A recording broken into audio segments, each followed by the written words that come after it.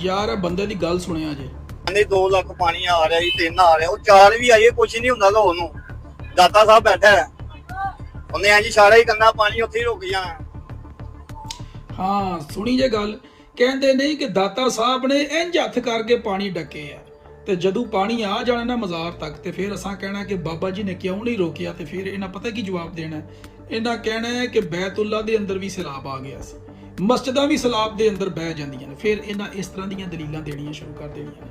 ਉਹ ਯਾਰ ਤੁਸੀਂ ਇਸ ਤਰ੍ਹਾਂ ਦੇ ਦਾਅਵੇ ਕਰਦੇ ਕਿਉਂ ਹੋ ਜਿਹੜੇ ਕੱਲ ਨੂੰ ਤੁਸੀਂ ਸਾਬਤ ਨਹੀਂ ਕਰ ਸਕਦੇ।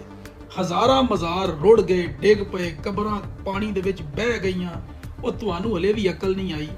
ਠੀਕ ਹੀ ਕਿਸੇ ਨੇ ਆਖਿਆ ਸੀ ਕਿ ਮੁਸ਼ਰਿਕ ਦੀ ਅਕਲ ਵੀ ਗਿਟਿਆਂ 'ਚ ਹੀ ਆਉਂਦੀ ਹੈ। ਬੇਵਕੂਫੀ ਦਾ ਬਿਨਾਂ ਕੋਈ ਇਲਾਜ ਨਹੀਂ ਹੁੰਦਾ। ਸਾਡੇ ਉਲਮਾ ਨੇ ਕਿਤੇ ਵੀ ਇਹ ਦਾਵਾ ਨਹੀਂ ਕੀਤਾ ਕਿ ਅੱਲਾਹ ਦਾ ਵਲੀ ਜੋ ਚਾਹੇ ਜਿੰਦ ਚਾਹੇ ਉਹ ਕਰ ਸਕਦਾ ਹੈ, ਜਾਂ ਉਹਦੇ ਮਜ਼ਾਰ ਨੂੰ ਤਬਾਹੀ ਨਹੀਂ ਆਏਗੀ, ਜਾਂ ਉਹਦੇ ਮਜ਼ਾਰ ਡਿੱਗਣਗੇ ਨਹੀਂ, ਜਾਂ ਉਹਨਾਂ ਦੇ ਮਜ਼ਾਰਾਂ ਨੂੰ ਕੁਛ ਹੋ ਨਹੀਂ ਸਕਦਾ। ਅਵਾਮੀ ਗੱਲਾਂ ਨੇ, ਆਵਾਮ ਜੋ ਮਰਜ਼ੀ ਕਹਿੰਦੀ ਫਿਰੇ। ਬੇਵਕੂਫ ਤੇ ਇਹੋ ਜਿਹੇ ਲੋਕ ਨੇ ਜਿਹੜੇ ਔਲੀਆ ਅੱਲਾਹ ਤੇ ਇਤਰਾਜ਼ ਕਰਦੇ ਨੇ, अपना मज़ार क्यों नहीं बचा सके, अपनी कब्र क्यों नहीं बचा सके, अपने आप नहीं बचा सके, वो तुहाडा की बचाएंगे। अगर मुलहिद पे दीन ये सवाल साडे ते करदे कि खुदा है ही नहीं, अगर हुंदा ते अपनी मस्जिदां ना बचा लेंदा, अपना घर ना बचा लेंदा। देखो सैलाब आया, सब कुछ तबाह हो गया, तो जवाब की बनेगा?